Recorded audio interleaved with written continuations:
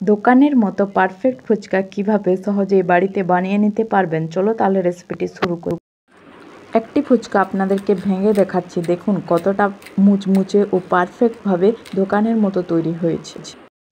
এইভাবে একবার ফুচকা আপনারা বানিয়ে দেখবেন, পারফেক্ট তৈরি হবে। ফুচকার ডো বানানোর জন্য আমি একটি বাটির মধ্যে 1 বাটি সুজি নিয়ে নিচ্ছি। আপনারা চেষ্টা করবেন মিহিদানা সুজি ব্যবহার করতে। মিহিদানা সুজিতে ফুচকা সব থেকে ভালো হয়। 1 বাটি সুজি নিয়েছিলাম, তার অর্ধেক পরিমাণে ময়দা দিয়ে দেব। 1 বাটি সুজির জন্য হাফ বাটি ময়দা আপনারা ব্যবহার করবেন। সামান্য পরিমাণে লবণ দিয়ে দেব। 1 চিমটে মতো বেকিং পাউডার দিয়ে দেব। সবগুলো শুকনো উপকরণ হাত দিয়ে ভালো করে মেখে নেব। সব উপকরণগুলি আমার ভালো করে মেখে নেওয়া হয়ে গেছে। এইবার হালকা গরম পানি দিয়ে একটি সুন্দর ডো বানিয়ে নেব।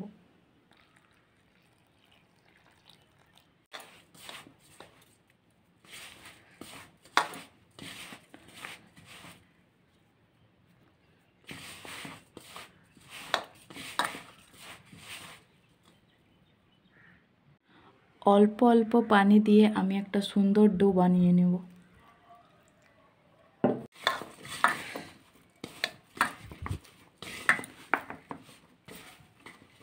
আমরা সকলে যেভাবে নর্মাল আটা মাখার জন্য ডো বানাই, সেই রকম একটি নর্মাল ডো বানিয়ে নেব।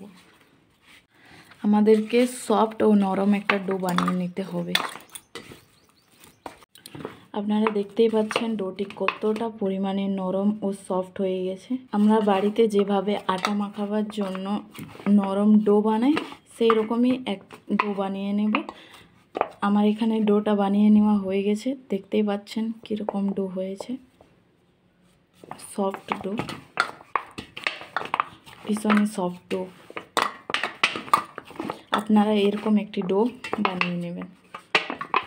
একটি ভেজা সুতির কাপড় দিয়ে ডোটি 20 মিনিটের জন্য ঢাকা দিয়ে রেখে দেব।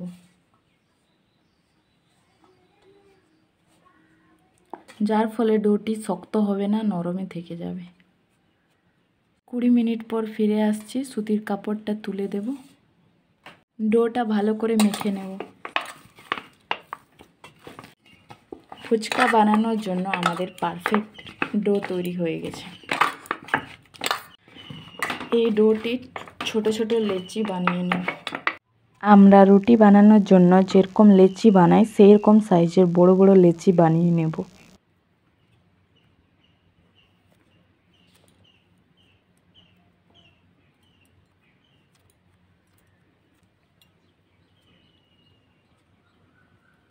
সবগুলো লেচি আমার বানিয়ে নেওয়া হয়ে গেছে। এইবার এই লেচিগুলোকে গোল গোল করে নেব। এখানে আমার 8টি লেচি তৈরি হয়ে গেছে। এইবার এখান থেকে একটি লেচি তুলে নেব। বাকি লেচিগুলোকে সুতির কাপড় দিয়ে ঢেকে রেখে দেব, যার ফলে লেচিগুলো শক্ত হবে না। একটা লেচি এইভাবে লম্বা করে নেব।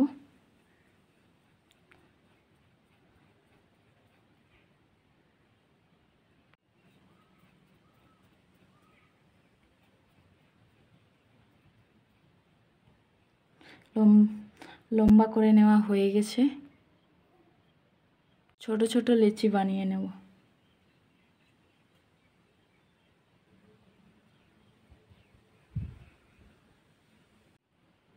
লেচুগুলো হাত দিয়ে গোল করে নেব।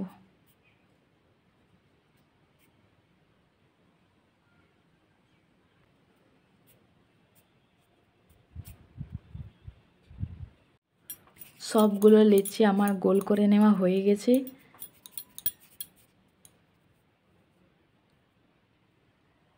একটা লেচি নিয়ে নেব।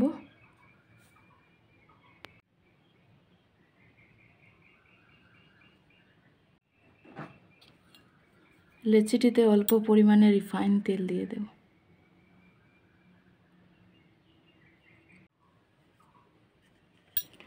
হালকা হাতে ফুচকাগুলো বানিয়ে নেব।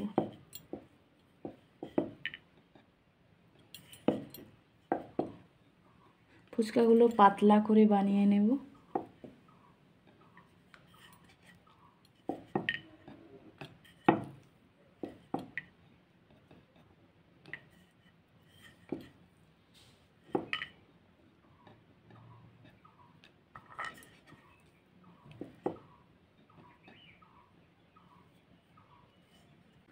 আপনাদেরকে আরেকটি ফুচকা বেলে দেখিয়ে দিচ্ছি।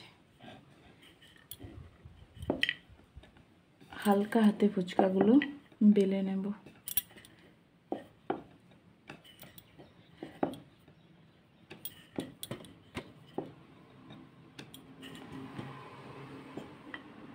খুব বেশি পাতলাও হবে না, খুব বেশি মোটাও হবে না।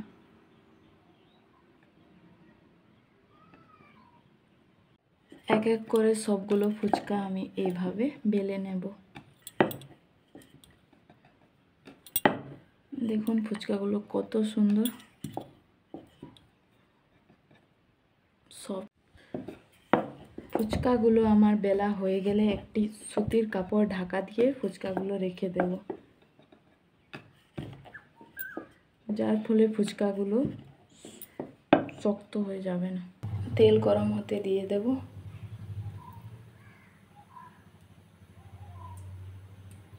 তেল গরম হয়েছে কিনা একবার দেখে নেব।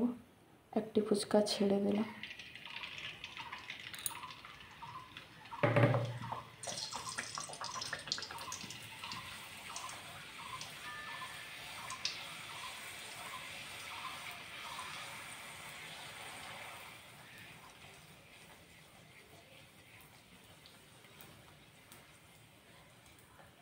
একসাথে 4টি ফুচকা ছেড়ে দেব।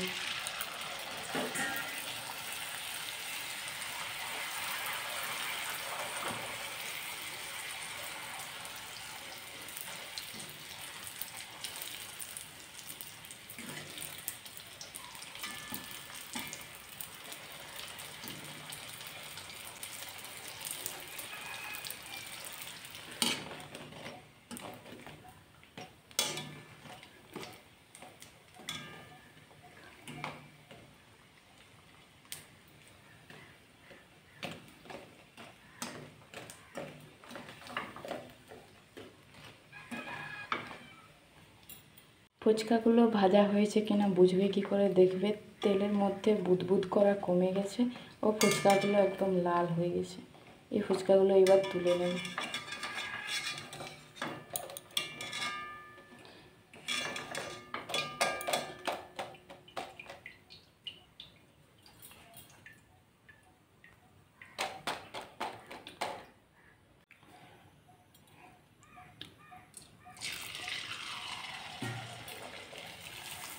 ফুচকাগুলো এইভাবে মাঝে প্রেস করলে ফুচকাগুলো ফুলে উঠবে।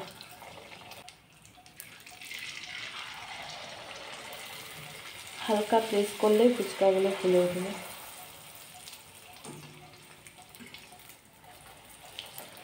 আপনারা ফুচকাগুলো একটু লাল করে ভেজে নেবেন, তাহলে ভেজে নেওয়ার পরেও চুপসে থাকবে না, ঠান্ডা হয়ে গেলে মুচমুচে থাকবে।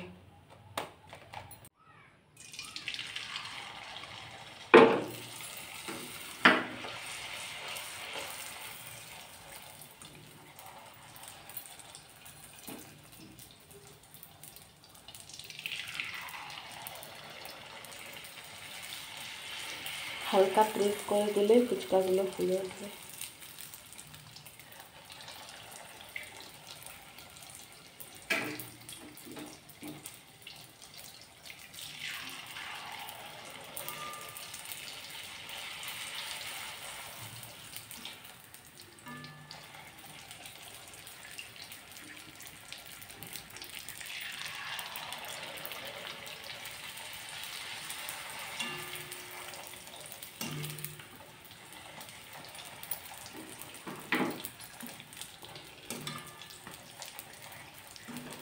দেখুন সবগুলি ফুচকা কি সুন্দর ফুলে উঠেছে।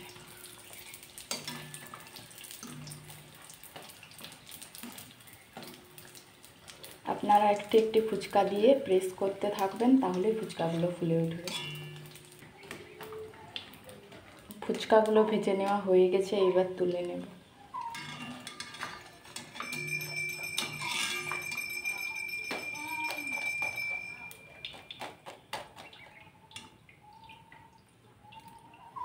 সবগুলো ফুচকা আমার বানিয়ে নেওয়া হয়ে গেছে। দেখুন দোকানের মতো পারফেক্ট ফুচকা কিভাবে সহজেই বাড়িতে বানিয়ে নেওয়া যায়।